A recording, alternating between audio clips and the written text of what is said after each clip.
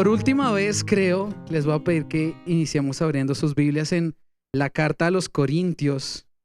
Hoy vamos a acabar esta serie de las 2 cartas a los Corintios. Duramos 1 año y medio predicando sobre las cartas a los Corintios. Me parecía muy curioso que 1 año y medio fue lo que el apóstol Pablo duró en Corinto discipulándolos. No escribiendo las cartas, no creo, pero 1 año y medio duramos estudiando estas cartas. Y antes de empezar, me parece que esta forma en la que el apóstol Pablo está a punto de cerrar esta segunda carta es algo maravilloso, es algo, como siempre, de parte del apóstol Pablo, confrontante. Es algo con lo que el Señor quiere mostrarnos cuál es nuestra verdad, que la confrontemos al lado de su verdad para ver cómo está nuestra vida. Resulta que yo sé y quiero que en este momento usted recuerde ese día en el que usted aceptó realmente a Cristo. O sea, ese día en el que usted dice, yo considero que a partir de este momento me tomé a Cristo en serio, he visto los cambios en mi vida. Puede que haya sido hace unos días, hace unos meses, hace unos años, hace unas décadas. No importa, piensa un momento en ese día. Y ahora quiero que desde ese día hasta el día de hoy, usted analice si ha habido algún cambio. Muy pocos cambios, ¿no? Muchos cambios. O sea que ustedes venían como mal al Señor, ¿no? Como pecadores. Todos, ¿no? ¿Cómo nos encontró el Señor cuando nos encontró? En pecado, en el hueco. Pero el Señor nos sacó de ahí.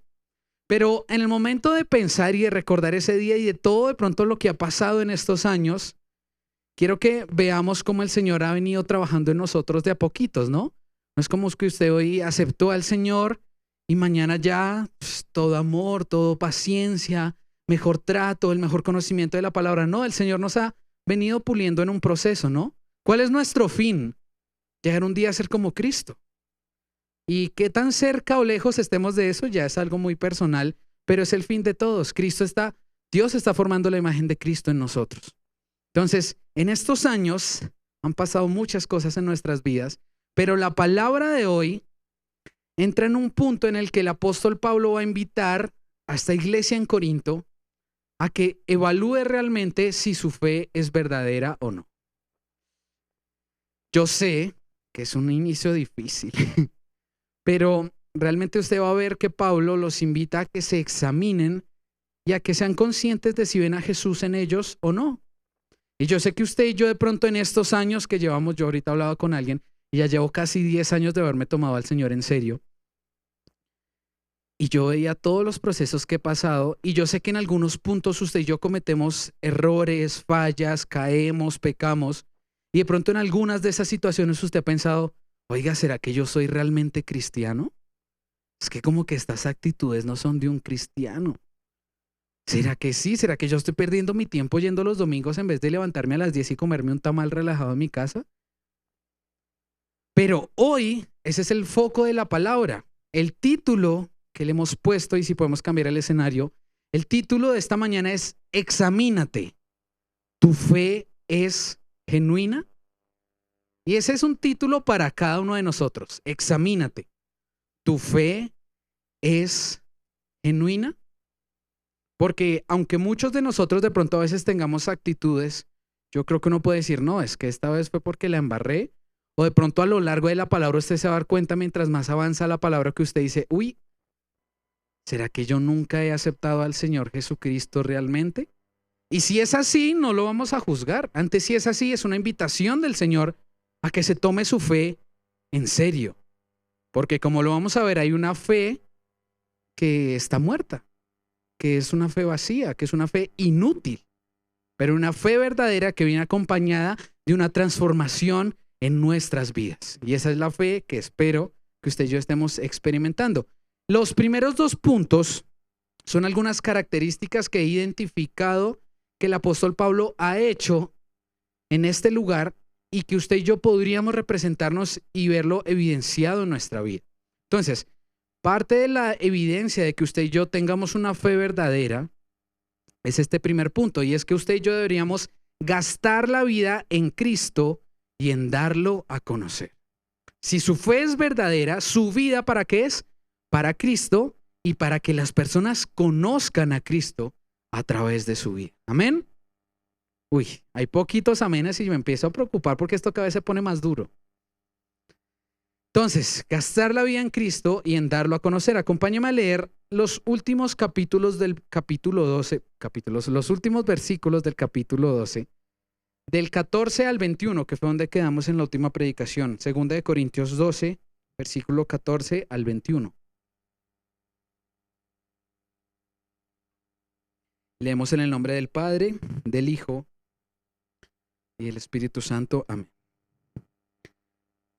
Miren, esta es la tercera vez que estoy preparado para ir a ustedes, y no les seré una carga, pues no busco lo que es de ustedes, sino a ustedes. Porque los hijos no tienen la responsabilidad de atesorar para sus padres, sino los padres para sus hijos. Y yo con mucho gusto gastaré lo mío, y aún yo mismo me gastaré por sus almas. Si los amo más, ¿seré amado menos? Pero en todo caso, yo no les fui carga. No obstante, siendo astuto, los sorprendí con engaño. ¿Acaso he tomado ventaja de ustedes por medio de alguien de los que he enviado? A Tito le rogué que fuera, y con él envié al otro hermano. ¿Acaso obtuvo Tito ventaja de ustedes? ¿No nos hemos conducido nosotros en el mismo espíritu y seguido las mismas pisadas? Todo este tiempo ustedes han estado pensando que nos defendíamos ante ustedes. En realidad, es delante de Dios que hemos estado hablando en Cristo. Y todo esto, amados, es para su edificación. Porque temo que quizá cuando yo vaya, halle que no son lo que deseo, y yo sea hallado por ustedes que no soy lo que desean. Que quizá haya pleitos, celos, enojos, rivalidades, difamaciones, chismes, arrogancia, desórdenes. Temo que cuando los visite de nuevo, mi Dios me humille delante de ustedes y yo tenga que llorar por muchos que han pecado anteriormente y no se han arrepentido de la impureza, inmoralidad y sensualidad que han practicado. Resulta que Pablo les está anunciando que va a ir a hacer una tercera visita. Recuerde, la primera visita fue cuando instituyó esta iglesia, les envía la carta, les llegan noticias, él va y hace otra visita, regresa y les escribe esta segunda carta. Antes de volver a ellos, les está diciendo, voy a ir a ustedes. Pero es importante para que entendamos toda la manera en la que Pablo les va a hablar a ellos, es por qué era tan importante la iglesia de Corinto para Pablo. O sea, ¿por qué Pablo se habría de esforzar por tantos años discipulando a la iglesia en este lugar? La primera razón por la que Pablo se esforzó tanto por discipular a esta iglesia es porque los veía como sus hijos espirituales. Si usted notó, de hecho, aquí en este texto encontramos algo importante para los padres y para los futuros padres, y es que los hijos no atesoran para los padres, sino que los padres atesoran para los hijos, ¿cierto? Ahora, ¿por qué Pablo habría de decir esto en este contexto? Porque Pablo ve a los corintios como sus hijos espirituales. Así de cercana era la relación de él. Por eso les ha escrito estas hermosas cartas llenas de doctrina importante para nosotros, porque realmente los veía como sus hijos y como sus hijos los amaba. ¿Cierto? Un padre aquí que no ama a sus hijos. Yo ya lo amo y es como una manzanita ya chiquitica y no sé por qué lo amo. Pero yo sé que todos los padres aman a sus hijos. De esta misma manera, Pablo amaba a los corintios. Ahora, es importante ver qué causaba en Pablo que los amara, porque no era simplemente, de hecho, creo que fue ayer en el grupo de jóvenes, empezamos una serie sobre el amor romántico, porque hay varias hormonas por ahí alborotadas y es importante ser edificados. Pero cuando hablaban sobre el amor romántico, mostraban cómo no tendría sentido que alguien dijera, ay, sí, es que yo te quiero mucho, es que yo te amo, pero sea un patán. Pero en el caso de que estén casados, no sea el que no provea de la manera que es, no esté pendiente de su esposa, no tendría sentido. Imagínese yo, ay, sí, te amo, pero voy una vez a la semana a la casa. No tiene sentido, ¿no? Entonces, ¿qué causaba en Pablo que le dijera que los amara? Y si usted notó, Pablo les dice que estaba aún dispuesto a gastarse, o sea, a invertir su vida para ellos, para edificarlos a ellos. Que estaba dispuesto a gastarse, ¿por qué? Por sus almas. Y esto es lo más relevante de todo. Resulta que el asunto y la razón por la cual Pablo se esforzaba tanto es porque él sabía que no se trataba como de perder unos discípulos. Ay, no, los de Corinto no. Esto se jugaba entre la salvación y la condenación. El que ellos empezaran a seguir a falsos discípulos iba a terminar, ¿qué? En condenación. Así es, dos caminos. Para Pablo era muy preocupante y por eso ha tomado toda la dedicación que ha tenido para discipularlos, para escribirles, para aconsejarles una y otra vez, aún a veces sobre el mismo tema, porque él sabía que esto se trataba sobre sus almas, sobre la salvación o sobre la perdición a la cual podrían llegar ellos. Esto se trataba sobre que ellos realmente conocieran a Cristo y lo siguieran. Ese era el fin. Por eso Pablo sentía la necesidad de gastarse. Ahora, llevemos esto a nuestras vidas. Este está siendo el resultado de Pablo en amor a esos creyentes. Esforzarse tanto para que ellos conozcan a Cristo realmente. ¿Usted alguna vez ha sentido en su corazón esa necesidad de ser constante e insistente con alguien? Sí, veo por ahí unos que sí, otros que dicen como, ¿qué será eso? ¿Cómo se sentirá eso? Pero déjenme decirle que esto es algo normal. Cuando usted conoce algo muy bueno, cuando usted encuentra la perla de gran valor, usted va a querer que otras personas lo conozcan. Usted va a querer hablar de esto, usted va a querer acompañarlo en el proceso, porque no se trata solo de regalarle la Biblia y que el Señor te la revele. No, hay un acompañamiento. Ay, ¿tienes dudas? Ven, ¿qué puede significar esto? Ay, ¿por qué ay, el contexto, todo eso. Ese acompañamiento. Y yo sé que muchos de ustedes lo han podido experimentar en sus propias vidas. Pero la pregunta que quiero que todos nos hagamos, sin importar cuánto tiempo llevemos en la fe, es: ¿qué tanto te gastas para que otros conozcan a Cristo? ¿Qué tanto te gastas tú para que otros conozcan a Cristo? Porque muchas veces nos gastamos en trabajar, nos gastamos en conseguir cosas materiales, nos gastamos en muchas cosas de este mundo, en conseguir bienes materiales, pero ¿realmente tú te estás gastando en que otras personas conozcan a Cristo? Porque esta debería ser una de las mejores inversiones y de las primeras inversiones que usted y yo hagamos como creyentes. Más allá de un título, más allá de cualquier cosa que podamos obtener, es ir y hacer discípulos a todas las naciones. Ese es nuestro llamado, ¿no? El resto es añadidura. Pero usted y yo deberíamos ser esos discípulos que están buscando más discípulos para el Señor, para edificarlos, para que conozcan al Dios verdadero, porque tristemente, como estaba pasando en Corinto, hoy en día hay muchos dioses que parecen verdaderos, pero no son el Dios verdadero. Y ahí la importancia de pasar todo por el filtro de la palabra, y ahí la importancia de que cada uno de nosotros conozca a Dios de manera personal. No que conozca al Dios del que le predican, no. Dios quiere relacionarse personalmente con usted. Y usted y yo, no sé si ha notado, pero en estas cartas, más que todo en la segunda, Pablo nos ha hablado de cuál es nuestro papel aquí en la tierra. Ha dicho que somos ministros, ha dicho que somos embajadores, ha mostrado que Él ha decidido darse a conocer a través de nosotros. Imagínese, usted es la carta de presentación de Dios. ¡Wow!, ¿no? Qué bendición, qué privilegio y qué gran responsabilidad.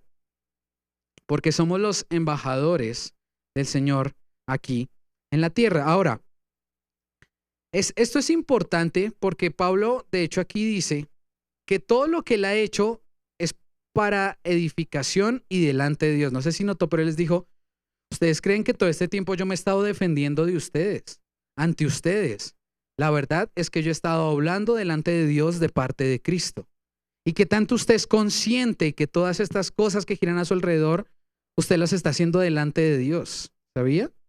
Qué tan buen padre, qué tan buen estudiante, qué tan buen trabajador, qué tan buena oveja, qué tan buen todo. Usted no lo está haciendo únicamente para las personas que está viendo, sino también lo está haciendo delante de Dios. Y qué responsabilidad. Asimismo, Pablo les dice: la verdad es que todo esto lo hago es para Dios, delante de Dios, con la responsabilidad que entiendo que estoy procurando la edificación de las otras personas. Ahora, Pablo irá una tercera vez a visitarlos. Y él dice que teme que será humillado al llegar allá. Pero ¿por qué va a ser humillado? Qué extraño, ¿no? Es como decir: yo este domingo voy a ir a la iglesia, pero al llegar allá voy a sentirme humillado. ¿Por qué razón Pablo se iba a sentir humillado, o él decía que posiblemente iba a ser humillado? Porque algunos que anteriormente habían pecado no se habían arrepentido. Imagínese, es tan cercana la relación de Pablo con ellos, es tanto el amor que él siente por ellos, que eso que debería causarle vergüenza A las personas, imagínense, si Juli estuviera en pecado, pues la que mayor vergüenza debería sentir es Juli, ¿no? Ella no, porque ella es un angelito, pero por poner un ejemplo al azar. Pero imagínense que fuera tanto mi amor hacia ella que aún yo me sintiera acompañándola en este proceso. El amor de Pablo, y más adelante él va a decir aún, o no sé si fue en este trozo que ya leímos, que él dice: seguramente voy a llorar desconsoladamente. De hecho, Pablo en capítulos anteriores ya mostraba que además de, cuando él mostró su hoja de vida como apóstol, recuerda que en cárceles, que en persecuciones, que en naufragios, en todo esto que él habla, de todo lo que ha pasado por compartir del evangelio. Y hay una parte que él dice: eso fue lo físico, pero aún igual de importante, todo lo espiritual, todas las cargas que siento porque las iglesias conozcan. Imagínense. Y él decía: seguramente al llegar nuevamente a Corinto me voy a encontrar con que personas que estaban en pecados de inmoralidad, de sensualidad, van a estar en el mismo estado. Y esto va a ser para humillación mía. Pablo los amaba de una manera muy grande, tanto que esto lo iba a entristecer grandemente. Ahora, viéndolo y llevándolo a nuestras propias vidas, porque muy bonito lo que el apóstol Pablo hizo hace casi 2000 años, pero esto que debería despertar en mí. Y si usted recuerda el título, usted y yo nos estamos examinando para ver si nuestra fe es genuina. Ahora, el primer punto fue que tanto estamos gastando nuestra vida en conocerlo a Él y en darlo a conocer. Porque esta es una de las cosas que pasa o que viene como fruto de tener una fe genuina, compartir y en todo lado querer mostrar la gracia y el amor de Jesucristo. Lo segundo que vamos a ver, y es algo que se vio mucho en la actitud, en la forma de ser de Pablo, era la radicalidad que él tenía ante el pecado. Entonces, lo segundo que usted y yo deberíamos compartir con él es que deberíamos ser radical en mi trato hacia el pecado. Ser radical en mi trato hacia el pecado. ¿Qué tan radicales somos? Estamos como evaluándonos, examínese. Esa es la misión de esta predicación. Pero resulta que vamos a ver que Pablo va a mostrar que en esta tercera visita él va a ser bastante radical. Entonces, vamos a leer los primeros versículos, los primeros 4 versículos del capítulo 13, 2 Corintios 13, del 1 al 4. Dice: esta es la tercera vez que voy a visitarlos. Por el testimonio de 2 o 3 testigos se juzgarán todos los asuntos. Dije previamente cuando estuve presente la segunda vez, y aunque ahora estoy ausente, lo digo de antemano a los que pecaron anteriormente y también a todos los demás, que si voy otra vez no seré indulgente, puesto que ustedes buscan una prueba del Cristo que habla en mí, el cual no es débil para con ustedes, sino poderoso en ustedes, porque ciertamente Él fue crucificado por debilidad, pero vive por el poder de Dios. Así también nosotros somos débiles en Él, sin embargo, viviremos con Él por el poder de Dios para con ustedes. Resulta que Pablo está diciendo que en esta tercera visita que va a ir a este lugar, Él no será indulgente ni con los que ya habían pecado anteriormente, ni con los demás, o sea, con todos. Ahora, ¿qué es ser indulgente? Yo tuve que buscarlo porque aunque esta palabra me sonaba conocida, dije, voy a confirmar. ¿Qué es ser indulgente? Esto es lo contrario a lo que iba a hacer Pablo. Mire, ser indulgente es tener la capacidad de perdonar, comprender o tolerar con facilidad los errores, defectos o faltas de los demás. O sea, es como ser fácil para perdonar, ¿no? Esto es ser indulgente. Pero Pablo en este caso les está diciendo: hey, no voy a ser indulgente, voy a juzgar por el testimonio de 2 o 3 más. Esta es la actitud con la que va a ir Pablo a una tercera visita. Ahora, ¿por qué Pablo habría de ser indulgente? De hecho, no ser indulgente. De hecho, ser indulgente suena como algo que viene como fruto del Señor. No hay, pues, perdonar, porque el Señor tanto que nos ha perdonado, nosotros deberíamos perdonar. Quiero que entendamos todo lo que ha pasado para que Pablo en este punto diga: voy a ir y no voy a ser indulgente. Tenemos que tener en cuenta que Pablo ya había tratado este caso con anterioridad. Si usted notó, habló de la segunda vez, ya había hablado de esto. Aquí está. Dije previamente cuando estuve presente la segunda vez, y aunque ahora estoy ausente, lo digo de antemano, este no es algo nuevo en esta iglesia. Esto es algo con lo que él se encontró seguramente desde el inicio. Si usted recuerda, y no me voy a detener, la cultura en Corinto era una cultura muy pecaminosa. Se podía considerar el lugar más pecaminoso del mundo en esa época. Era tanto así que a adulterar, que inmoralidad sexual, había un término que le decían corintiarizar para las personas que eran súper inmorales. Uy, es que se está como corintiarizando. Imagínense, referirse así, como cuando se refieren a los colombianos con la droga. Así era reconocido a nivel mundial Corinto por su inmoralidad sexual. Este fue el lugar, Pablo había tratado con esto. Recuerde que cuando Pablo llegó ahí duró aproximadamente 1 año y medio. Después él se va, les manda una carta, regresa, les manda la otra carta y va a hacer una tercera visita. Resulta que entre que llega y edifica la iglesia, planta la iglesia en ese lugar y va a hacer esta tercera visita, han pasado aproximadamente entre 5 y 7 años. 5 y 7 años con este mismo tema. Ahora, ¿cómo debería ser nuestro trato ante una persona que se mantiene en pecado luego de 5 años de discipulado? Imagínense, 5 años en los que esa persona, según ella, ya ha recibido al Señor, pero que ahora, hoy en día, sigue prácticamente en el mismo estado en el que llegó. ¿Usted cree que esto es fruto de un verdadero conocimiento de Cristo? ¿Usted cree que esto es muestra de una verdadera renovación de la mente, de un verdadero nacer de nuevo? Y por eso es que Pablo es así de radical. Ahora, no quiere decir que ya seamos perfectos, ¿no? O sea, yo siempre trato de manejar eso entre los límites adecuados, porque se trata de ser radical con el pecado, pero entender que seguimos en la lucha. Más bien que somos conscientes de la lucha. Porque si no, pues uno peca y ya no se le da nada.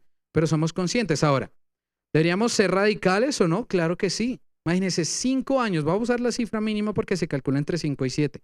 5 años de discipulado y esta persona, por poner un ejemplo, sigue en fornicación. ¿Usted cree que esto es fruto de una persona que ha tenido un conocimiento verdadero? Ahora, Pablo no iba a venir a hacer esto en una actitud de pronto fuera de sus casillas o a condenación. No. O sea, quiero que entendamos, y por eso me detuve en el primer punto a mostrarle la relación de Pablo con Corinto. La forma en la que Pablo iba a hacer esto es porque los amaba. Todo esto se debe hacer siempre desde el amor. Si usted un día tiene la oportunidad de confrontar a alguien con un pecado, debe hacerlo en amor, no creyéndose superior que esa persona. Cuando se crea superior, recuerde cómo lo encontró Dios el día que lo encontró, para ver que se le baja los humos, pero hasta el piso. Usted debe hacer todo esto desde el amor. La forma en la que Pablo lo iba a hacer, de hecho, era una forma basada en la ley. Si usted nota la forma en la que inicia este versículo, dice que iba a ser juzgados por el testimonio de 2 o 3 testigos. Esto está citado a Deuteronomio 19, versículo 15, que dice: no se levantará un solo testigo contra un hombre por cualquier iniquidad o por cualquier pecado que haya cometido. El caso será confirmado por el testimonio de 2 o 3 testigos. ¿Esto qué es lo que hacía? Buscar evitar la injusticia. Buscar evitar que de pronto, es que cogí en la mala a Jerónimo y ya no, es que usted es un pecador incircunciso, ¿no? Yo tengo que tener más testigos que estén notando, Jerónimo lo siento como extraño últimamente. Le voy a preguntar a Mateito, que es cercano. Usted también, ¿cierto que? Mi primer test. ¿Y por qué? Vamos a reunirnos con él por amor, para confrontarlo con su pecado, para confrontarlo con la actitud que pueda estar teniendo en su vida. Ahora, Jesús también instituyó esto, cuando nosotros viéramos que alguno de nuestros hermanos estuviera pecando, vea que hay todo un protocolo. Y el punto en el que Pablo va a entrar es uno de los puntos ya más adelantaditos, es como la fase 2. Mire, Mateo 18, capítulo 18, del 15 al 17, dice: si tu hermano peca, ve y repréndelo a solas. Ese es el primer paso. Yo voy, lo busco, lo aparto y le digo: oye, ¿qué está pasando? Lo reprendo a solas, Dice: si te escucha, has ganado a tu hermano. ¡Qué bendición! Si él escucha, si él toma tu consejo, has ganado a tu hermano. Versículo 16, pero si no te escucha, lleva contigo a 1 o a 2 más para que toda palabra sea confirmada por boca de 2 o 3. Entonces, primero a solas, pero ahora vamos con testigos. Gente que esté ahí pendiente para ver cómo está ese proceso. Ahora, al punto que nadie quisiera llegar. Y si rehúsa escucharlos, dilo a la iglesia. O sea, a la congregación. Ya es un tema que nos afecta a todos. ¿Recuerdan todo eso que hemos hablado en Corintio de cómo el pecado de uno afecta a todos porque somos un solo cuerpo? Pues así importante es que esto aún llegue a este punto, si es necesario, de hablarlo en la congregación. Y si rehúsa escucharlos, dilo a la iglesia. Y si también rehúsa escuchar a la iglesia, sea para ti como el gentil y el recaudador de impuestos. Mire, si su hermano a solas no escuchó, si su hermano con testigos no escuchó, si su hermano frente a toda la iglesia no escuchó, tómalo como un no creyente, porque simplemente es una persona que no está dispuesta a cambiar. Es una persona que no está dispuesta a rendirse a Cristo. ¿Y esto quién dijo esto? Jesús. Asimismo, Pablo estaba haciendo esta de manera lo más saludable posible. Lo estaba haciendo desde el punto del amor, lo estaba haciendo desde el punto en el cual, recuerde, para él era vital saber que estaba entre la salvación y la condenación. Es importante tomar cartas en el asunto. Ahora, Jesús fue muy radical, Pablo fue muy radical ante el pecado, y usted y yo deberíamos ser muy radicales ante el pecado de los demás porque los amamos, ¿no?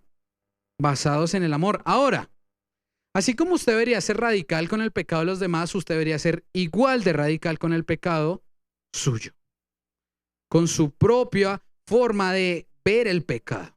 Porque lo externo, qué bonito, hace parte de edificarnos, hace parte de amarnos, pero ¿qué está pasando en su corazón?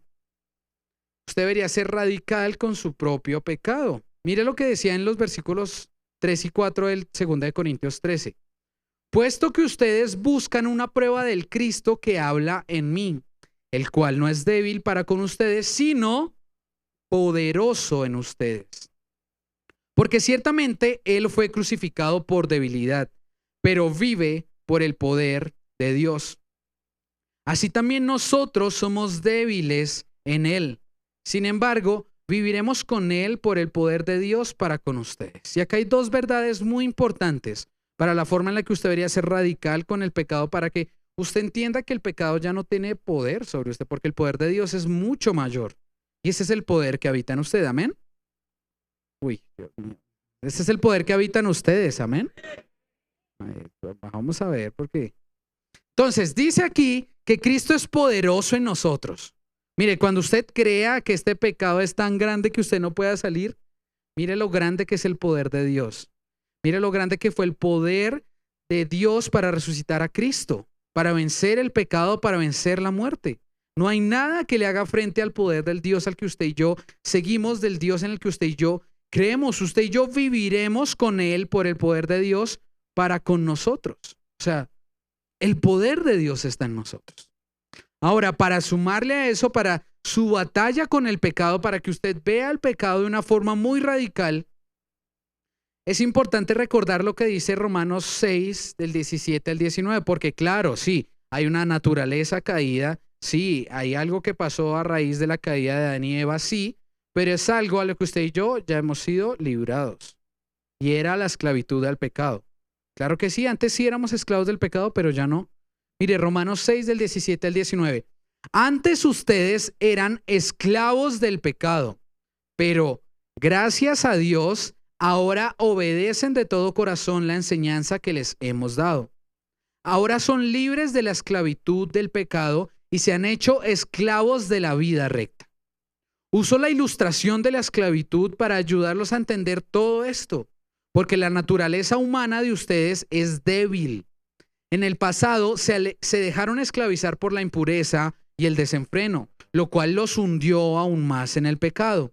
Ahora deben entregarse como esclavos a la vida recta para llegar a ser santos. Esto describe su vida antes y después de Cristo de todos los que estamos aquí si somos realmente creyentes. Antes el pecado nos tenía esclavizados.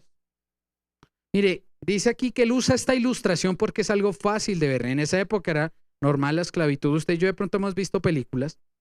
Pero ¿qué hacía el esclavo? Lo que decía su señor. Él no podía decir, ay no, es que esta tarea no me gusta, esto está muy aburrido. Hacía lo que decía su señor y punto. Así era nuestra esclavitud al pecado, imagínense. Se presentaba la oportunidad de pecar, pues pecábamos. Esclavitud al pecado. Ahora, es importante la forma en la que lo contrarresta, porque dice, ahora ya no somos esclavos del pecado, ahora somos esclavos de la vida recta. Esa misma autoridad que en algún punto de su vida tuvo el pecado sobre usted, es la misma forma en la que ahora la vida recta debería regir sobre usted. Imagínese, antes usted sentía ganas de pecar y pecaba. Ahora es lo opuesto. Ahora está sujeto a hacer lo que le agrada a Dios, a vivir en santidad, y debería vivir en santidad. Porque ahora somos esclavos de una vida recta, ahora somos esclavos de Cristo. Y esta es una de las maneras en las cuales usted puede entender y aprender y aplicarlo en su vida para ser radical ante el pecado. Entendiendo que ahora su cuerpo no es para pecar, sino que su cuerpo es para agradar al Señor. Que su mente es para Cristo. Que todo lo que usted es, todo lo que el Señor puso en usted es para Cristo, no es para pecar. Ahora, que a veces usted y yo nos deschavetemos y actuemos de manera incorrecta, pasa. Pasa porque usted y yo aún no hemos sido glorificados. Pasa porque es un proceso en el que cada día somos más como Cristo. Ahora, que usted se evalúe hoy y diga, yo conocí al Señor hace 10 años, pero yo como que hoy estoy igual que hace 10 años, preocúpese. Preocúpese, realmente preocúpese mucho. Porque esto puede ser una muestra de que usted posiblemente no haya recibido nunca al Señor Jesucristo realmente. Puede ser una evidencia de que usted no ha nacido de nuevo. Porque usted y yo ya somos libres de la esclavitud del pecado. Y por eso deberíamos mantenernos alejados y ser radicales. Pero además de eso es importante entender que el poder de Dios habita en nosotros. Mire, ¿a usted la naturaleza no le parece algo increíble? Lo poquito que alcanzamos a ver del espacio, porque vemos más por todos esos que mandan para las fotos, el James Webb, es que no me acuerdo cómo se llama. Eso, satélites. Todo eso con lo que usted dice, oh, en serio, todo esto está allá afuera. A mí eso me parece sorprendente porque esta semana me salió en mi escritorio de Windows que se va cambiando con animales y eso.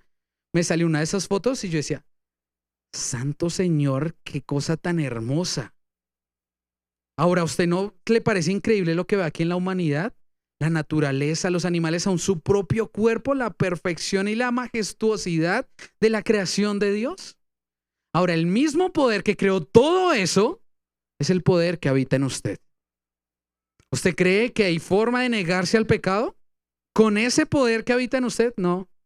Que somos conchas y no nos acordamos de eso. Romanos 8, versículo 11. El Espíritu de Dios, quien levantó a Jesús de los muertos, vive en ustedes. Dígale a su vecino, el Espíritu de Dios, quien levantó a Jesús de los muertos, vive en ustedes. Y acuérdese de esto cuando usted tenga que ser radical ante el pecado, porque ese es el poder. Y así como Dios levantó a Cristo Jesús de los muertos, Él dará vida a sus cuerpos mortales mediante el Espíritu, quien vive en ustedes. A veces se nos hace como que le quitamos importancia a que seamos templo del Espíritu Santo, ¿no le parece? Pero el poder de Dios habita en nosotros. Wow. Usted y yo, de verdad que el Señor hace todo. Cuando no la logramos es porque nosotros somos terribles. El ser humano es terrible, por no decir otras palabras. Pero ya nos ha libertado, ya a través de la cruz nos ha quitado la esclavitud. Ahora ese espíritu, ese poder habita en nosotros. Usted y yo deberíamos ser radicales porque nuestro llamado es a ser santos para Él. Deberíamos ser santos. Ahora, haciendo un recorderis de todo lo que hemos visto, el gastar nuestra vida en Cristo y darlo a conocer y lo radicales que usted y yo deberíamos ser ante el pecado, que es una consecuencia de conocer realmente a Cristo. Usted no puede ser esclavo del pecado en sus propias fuerzas. Créame que está no científicamente comprobado, pero espiritualmente comprobado que es imposible huir del pecado en sus fuerzas. Usted necesita de Dios. Es la única manera. Así que todo esto, todo lo que hemos visto, estos dos puntos que hemos visto en esta mañana, vienen como consecuencia de conocer realmente a Cristo. Porque usted y yo estamos siendo transformados y seguir a Cristo innegablemente es algo que se tiene que notar en nuestras vidas. Usted no puede decir, sí, yo soy cristiano, pero portarse igual que cualquier persona del mundo, no. Eso no tiene sentido. Es como lo que les decía del amor. Yo no puedo decir, ay, mi amor, es que te amo, pero te trato como un patán. Eso no tiene sentido. Las palabras deben estar acompañadas de los hechos y es justamente esto último que vamos a ver. Y este último punto es una pregunta que quiero que cada uno de nosotros nos hagamos. Y es, ¿tu vida muestra una fe genuina? Tu vida, todo lo que es tu vida, no los domingos, porque aquí sentadito es fácil ser cristiano, ¿no? Amén. Mi hermano, te amo. Aquí es facilísimo. Pero tu vida, todo lo que compone tu vida, muestra que tu fe es una fe verdadera. Porque estos últimos versículos de Pablo, ¿verdad? Que Pablo le iba subiendo el nivel cada vez más, pero en esta última es tan directo que yo creo que de esta misma manera el Señor quiere confrontarnos en esta mañana. Mira estos últimos versículos. Voy a dejar los últimos para dejar la despedida. Vamos a leer del 5 al 10. 13 del 5 al 10. Pónganse a prueba para ver si están en la fe. Examínense a sí mismos. ¿O no se reconocen a ustedes mismos de que Jesucristo está en ustedes? A menos de que en verdad no pasen la prueba. Pero espero que reconocerán que nosotros no estamos reprobados. Y rogamos a Dios que no hagan nada malo. No para que nosotros aparezcamos aprobados, sino para que ustedes hagan lo bueno aunque nosotros aparezcamos reprobados. Porque nada podemos hacer contra la verdad, sino solo a favor de la verdad. Pues nos regocijamos cuando nosotros somos débiles, pero ustedes son fuertes. También oramos por esto, que ustedes sean hechos perfectos. Por esta razón les escribo estas cosas estando ausente, a fin de que cuando esté presente no tenga que usar de severidad según la autoridad que el Señor me dio para edificación y no para destrucción. Imagínense, estamos a punto de cerrar esta carta. ¿Cómo decide Pablo cerrarla después de todo lo que ha pasado? Examínense. ¿Será que usted ve en usted a Cristo? Él les dice, pónganse a prueba para ver si están en la fe. Si usted se pusiera a prueba, ¿realmente estaría cimentado en la fe? A mí esto me parece sorprendente porque como dice, cuando en la palabra habla de comparar si una fe es verdadera o no, ¿qué dice?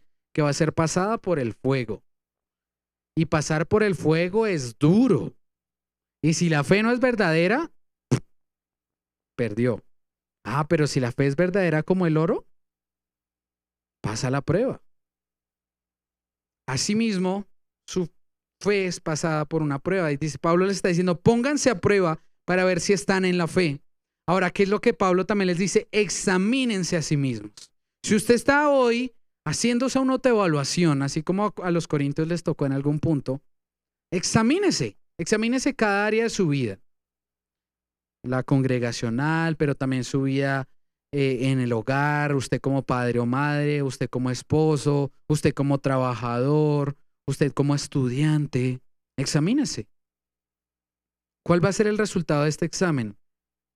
¿El resultado va a ser que muestra una fe verdadera o más bien como a mí me parece bastante duro en algunos lugares que de pronto van a contratar a alguien y uno les dice, ah, sí, soy cristiano. Uy, no, cristianos yo no contrato porque es que esa gente sí. Duro, ¿no?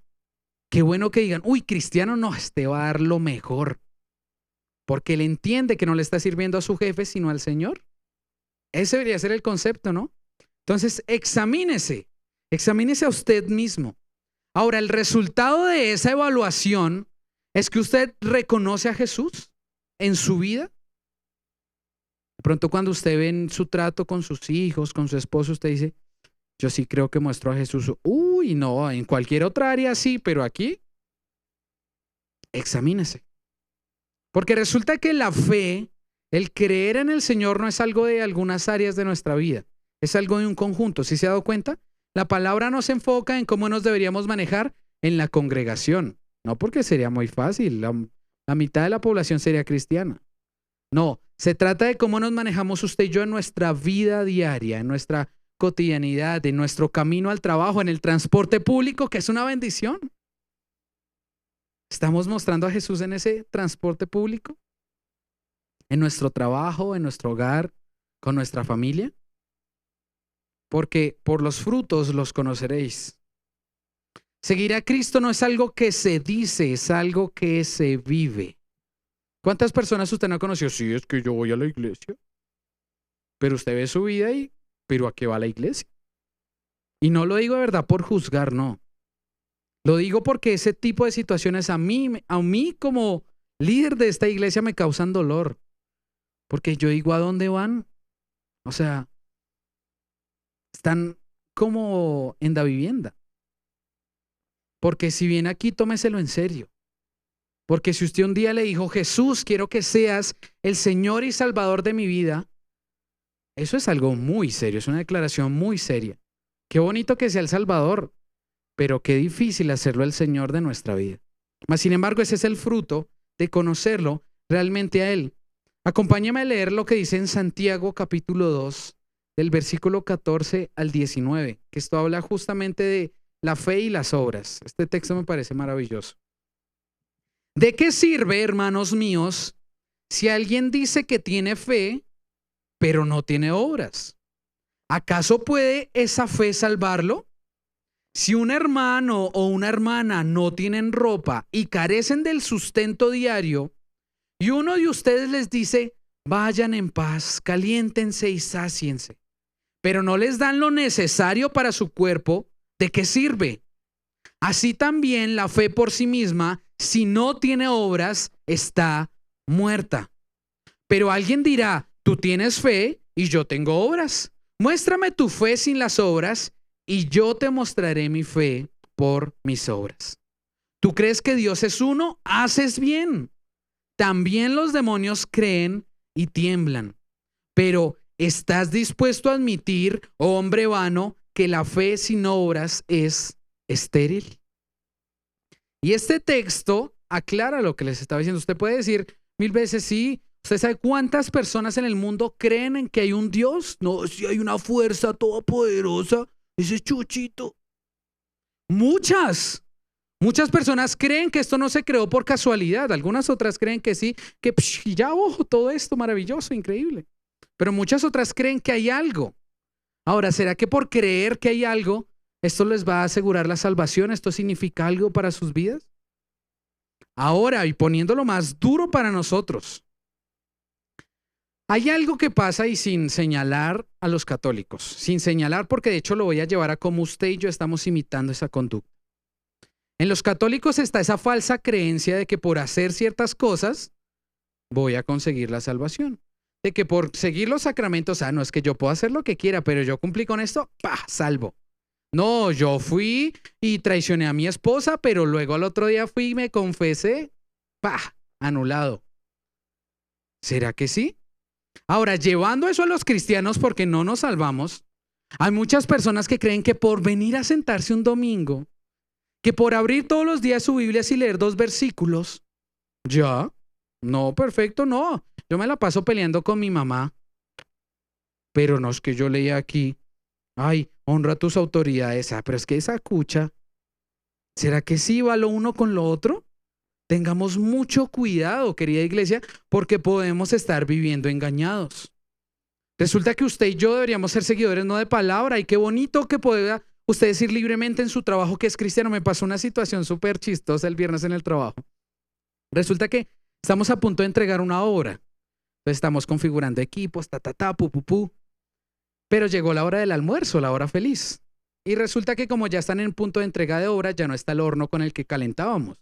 Ya están los hornos que van a usar en las instalaciones, esos hornos nuevos, pulcros, que huelen a plástico nuevo. Pues resulta que yo había preguntado el día anterior en la obra, al arquitecto, ¿será que puedo calentar? Él dijo, no, ya no hay hornos. Y yo, bueno, como frío, es lo que toca a veces. Pero resulta que el viernes un compañero, él me preguntó de la hora del almuerzo, yo le dije, sí, voy a comer aquí frío porque ya no hay hornos. Él dijo, yo vi ahí un horno nuevo, yo voy a ver si no me encuentran calentando. Me dijo, yo le diría a usted que caliente, pero como a usted no le gustan esas cosas, como desafiar a la autoridad. Y yo dije, oiga, qué bueno. Porque saben que aún cosas tan bobas como esta de meter un horno, no, qué bueno, ese debería ser el concepto. Que usted y yo nos regimos por lo que es correcto, no solamente por lo que puedan ver o no ver. Y yo decía, oiga, pero qué extraño, pero qué bueno. Porque qué bueno que usted y yo nos planteen el concepto de que como son cristianos, van a hacer todo a la luz de Dios, van a querer agradar en todo a Dios. Qué bueno.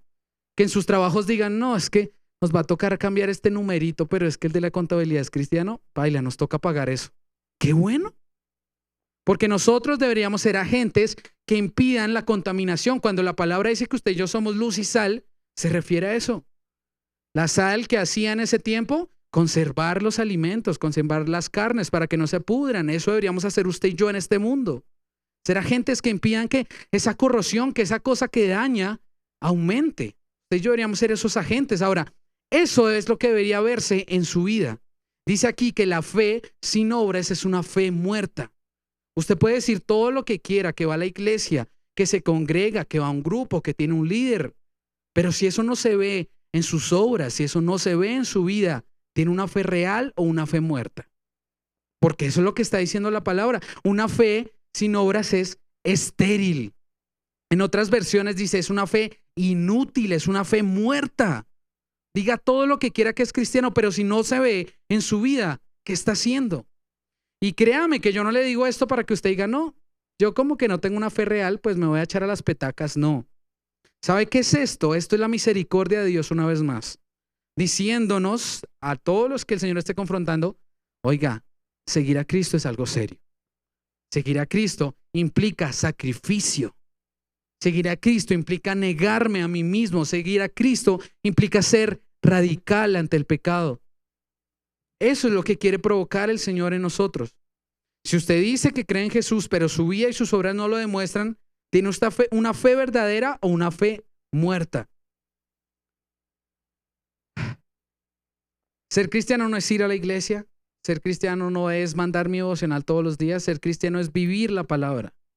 Qué bueno que haga el devocional y créame que es uno de los instrumentos que Dios usa para edificarlo. No lo deje de hacer, porque la palabra nos está alimentando, pero aplíquelo. Que no se quede en palabras, que no se quede en letras. Asimismo, nuestro amor por los perdidos, nuestro deseo de hablar de Cristo, debería ser algo primordial en nuestras vidas. Ver a personas perdidas. Si hay algo que de pronto yo creo que el Señor nos ha movido últimamente como congregación, es en esto, en la necesidad de hablar de Él. No sé, pero a mí me pareció maravilloso porque es incomodarse, la salida es evangelizar. No es fácil. Yo no sé ustedes con qué se hayan encontrado, pero con la realidad que nos encontramos nosotros, para mí fue algo muy chocante. Muy chocante. Y yo sé que el Señor está poniendo en nosotros como congregación, en nosotros como su cuerpo, como sus manos, como su boca aquí en la tierra, la necesidad de hablar de Él. Y qué bueno, incomodarse. ¿A quién le gusta que le hagan el feo? ¿No? Ustedes sí son... No, a nadie le gusta. Pero muchas veces se va a encontrar con eso. Este ya va a venir otra vez a hablarme de Dios.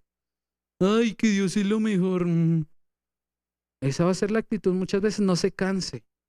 Porque en algún punto, si es voluntad de Dios, esas personas van a creer a través de su testimonio, a través de lo que el Señor quiere hacer por usted. Usted es su embajador en la tierra. Usted y yo deberíamos ser radicales ante el pecado. Y si usted notó, Pablo dice que él oraba por esto. Él oraba por esto acerca de los corintios. ¿Qué oraba? Que fueran hechos perfectos. ¿Quién quiere ser hecho perfecto? Amén. ¿Quién ya es perfecto? Es Cristo. Muy bien, esa era la respuesta. Ahora, resulta que en griego hay dos palabras para perfecto. No las anoté, entonces no se las voy a decir. Pero una de esas palabras es la que usa en ese versículo que dice, sean perfectos como yo soy perfecto, refiriéndose a la perfección de Cristo, de Dios, que es algo que ya es perfecto. Esa es una que no me acuerdo cómo se dice, pero la otra que tampoco anoté, habla de una perfección que se está formando. Habla como cuando un trabajador está trabajando, puliendo algo, construyendo algo. Y esa es la palabra que usa aquí. Cuando Pablo dice que él está orando para que sean perfectos es porque él es consciente. Recuerda que Pablo nos acaba de decir que él tiene su aguijón en la carne, que él es débil. Él es consciente. Cuando Pablo dice aquí, yo estoy orando para que ustedes sean hechos perfectos, es porque él sabe que es un proceso en el que usted y yo cada día vamos a ser más como Cristo. Qué bendición, pero qué duro. Y yo sé que muchas veces en este proceso usted va a ser confrontado y va a decir, ¿Será que yo sí me estoy pareciendo más a Cristo o no? Persista, búsquelo, sea radical con todo lo que tenga que ser radical y se va a dar cuenta como pasito a pasito usted cada día va a ser más como Cristo. Ese va a ser el resultado. Un día va a venir el Señor, un día usted va a cambiar este cuerpo carnal y pecaminoso por un cuerpo glorificado. Perfectos. Eso va a pasar un día, eso está pasando con usted y conmigo. Y ya para cerrar esta carta, ya para cerrar esta predicación, los últimos versículos, las palabras finales y la despedida de Pablo a esta iglesia. Por lo demás, hermanos, regocíjense, sean perfectos, confórtense, sean de un mismo sentir, vivan en paz y el Dios de amor y paz estará con ustedes. Salúdense los unos a los otros con beso santo. Todos los santos los saludan. La gracia del Señor Jesucristo, el amor de Dios y la comunión del Espíritu Santo sean con todos ustedes. Mire, los saludos y las despedidas de Pablo son algo muy peculiar, si se ha dado cuenta, pero es algo muy de él. Si usted lee, inicia una carta, la finaliza, se va a dar cuenta que son muy comunes. De hecho, es una de las maneras en las cuales los que dicen, uy, pero ¿quién escribió esto? Dice, esto lo escribió Pablo. Ahí está su sello, Pablo.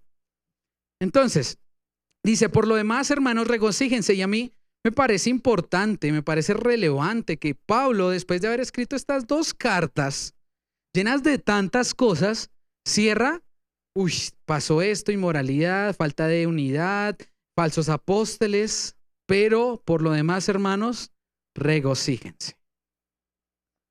¿Qué opina usted de esto? Imagínese. O sea, que usted más bien debería desanimarse, no como que esto está muy complicado, esta vida cristiana, o debería alegrarse. Déjeme decirle que el que usted sea consciente de la batalla es un buen síntoma. El que usted diga, uy, esto está difícil, seguir al Señor está difícil, el enemigo viene, me pone pensamientos, me pone tentaciones, es difícil, pero que usted sea consciente de lo difícil es un buen síntoma, porque usted está peleando la buena batalla. Preocúpese si vienen tentaciones y usted cae, uy, preocúpese si viene el enemigo, hace lo que quiera con usted y usted ni cuenta se da y ni le duele, ni causa remordimiento, causa arrepentimiento, nada, preocúpese. Pero usted y yo estamos en la batalla, seguir a Cristo no es fácil. En un mundo tan perdido como este, como un mundo tan perdido como ese en el contexto en el que fue escrito esta carta, no era fácil. A veces decimos, no, es que hoy en día con el acceso al internet es imposible. Pues usted viera cómo vivía esta gente. Había un templo en el que habían más de 1000 prostitutas. Un templo para el placer humano. Esa era la cultura de este lugar. Hoy se ve en diferente manera, pero igual de difícil era allá como era acá. Y Pablo cierra, mire hermano, pasamos todo esto, pero regocíjese porque Dios está haciendo la obra.